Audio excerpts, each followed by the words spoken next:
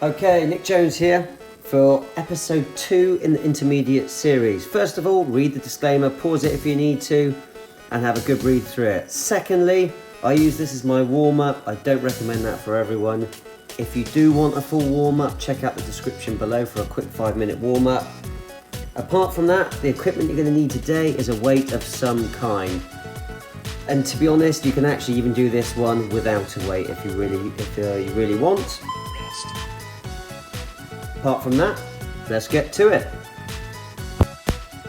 Right, your first move is going to be weighted toe reaches. So legs straight up in the air, toes as near to the ceiling as you can.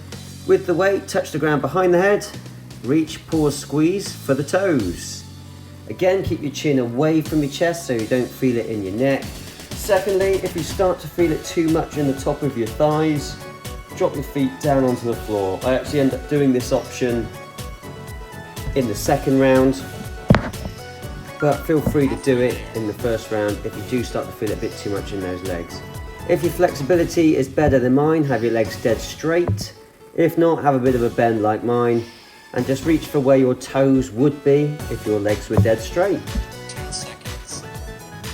If you feel this at all in your back, please stop and go to one of my beginner or lower back pain core sessions. Into the second move, we're going to do Russian twists. I'm going to skip the rest.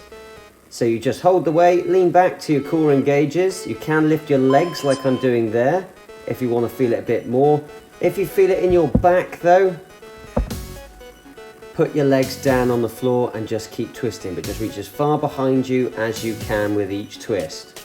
Get a maximum stretch through the obliques and to work those abs.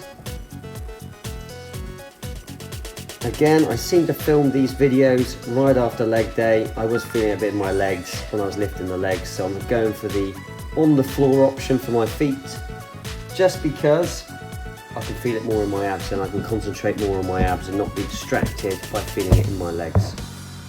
If you feel this in your back at all, again, at any point during the workout, please stop and try and go back to some of my more beginner episodes and have a feel of what your back is capable of, medical conditions permitting.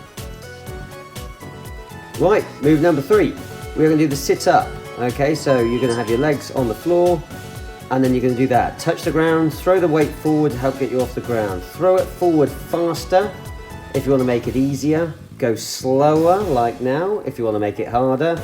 Or if you want to make it the hardest, put the weight on your chest, cross your arms and just do the bog standard sit up from there. It means you can't use any momentum from there. If this is at all bad on your back, please don't do it. Go back to the first move where your legs are dead straight up in the air and you touch the ground, reach for the toes. And again, if you feel that too much in your legs, drop your feet down on the floor and just do a weighted crunch. Apart from that, just go through the round. Also, apologies about the camera angle here. I've slightly missed myself out of shot.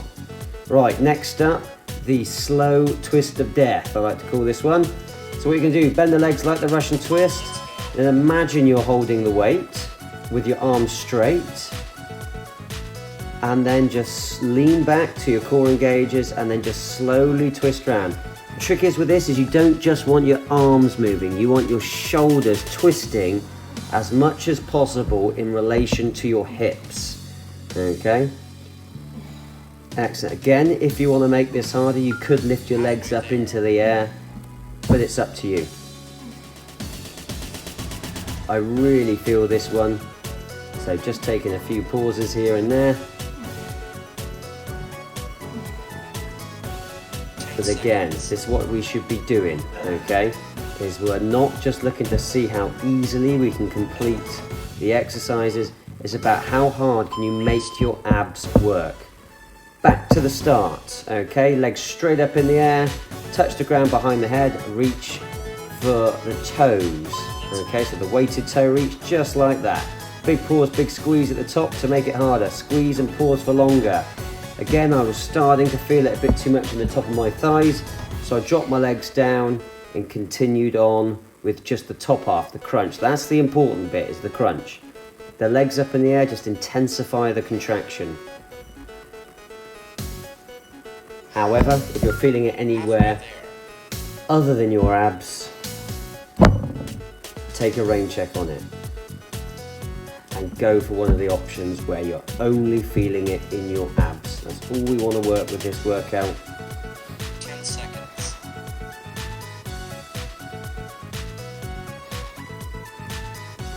And just keep it going. Again, every rep, make it harder than the last. Big pauses, big squeezes. Next up, Russian twists. Let's go. Weight in your hand, lean back till you feel your abs engage, and then touch the ground as far behind you as you can. Again, option to make it harder, have your legs in the air. My back was feeling a little sore this day, so I kept my legs on the floor, and also my legs were still aching as well. So I kept my legs on the ground for this workout. Halfway there. Apart from that, just keep moving through it, twist and move.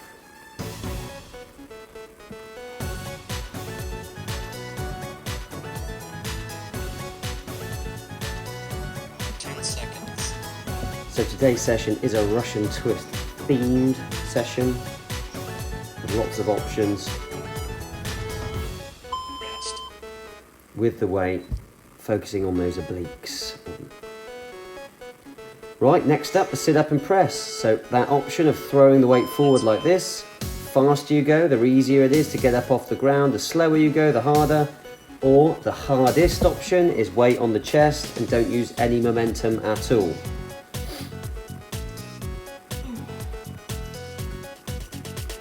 Again, if your back is at all bad with this, just stick with the weighted crunch from the first round. So either weighted toe reach or the weighted crunch.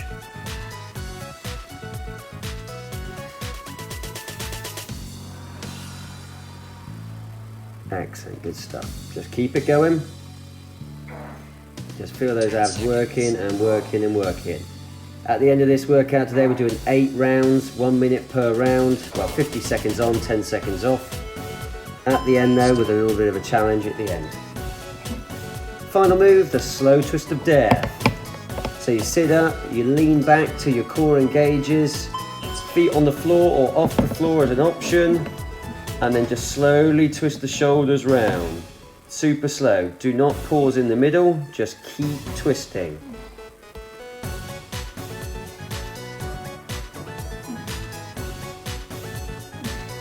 And just keep working through it. Again, how much can you make those abs hurt? It's all on you.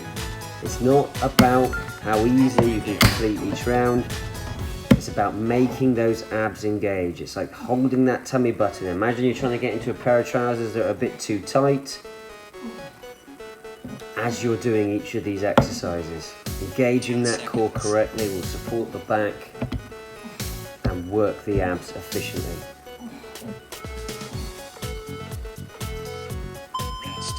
Right, big finish. Plank to the top.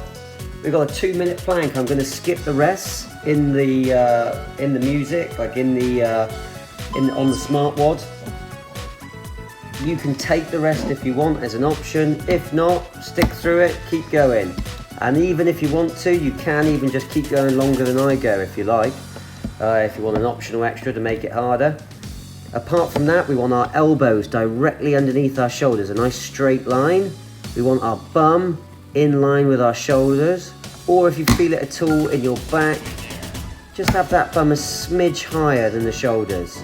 You can even have it higher than how I've got it, if you're really feeling it in the back. But as you pull that bum into the air, make sure you're squeezing your abs as you pull your bum higher, and make sure you're feeling it in the abs, not anywhere else. I like to do my plank at the end of the ab session, so I've burnt my abs up with the prior exercises, so my abs are pre-exhausted going into the plank. Otherwise, when you do a plank from fresh, you can kind of use your shoulders a bit, you can use your legs a bit. I like to only feel it in my abs and exhaust my abs like so.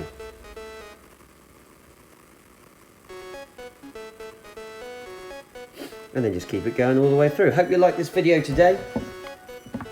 Again, if this isn't quite enough for you, this workout, restart the video or try the advanced section. If it's a bit too much, do what you can, see how long you can last on this plank, and then you know, if you have to stop, make a note of the time, and then try and improve that plank each time. When you're able to complete it and then not ache the next day, I recommend going up to the advanced sessions, or just do the intermediate sessions twice. Up to you. That's why I'm doing these YouTube videos though, is to kind of try and give you some more personalized at-home ab workouts. You know, a lot of people on there, they just do the workouts, they just do the exercises, don't show you any options, you know, if your back's hurting, any options if your legs are hurting, you know, options to make it harder, etc, etc. So I'm just trying to provide that extra personalized element to the workout.